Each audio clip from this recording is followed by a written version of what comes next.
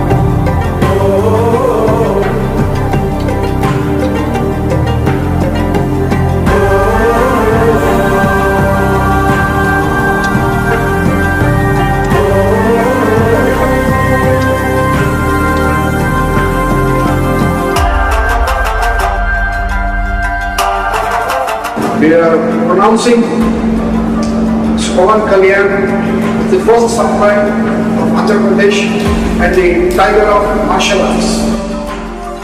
Golden dragon సంస్థ నుంచి tiger of martial arts అనే బిరుదును అందిస్తూ ఆయన్ని ప్రకటించారు.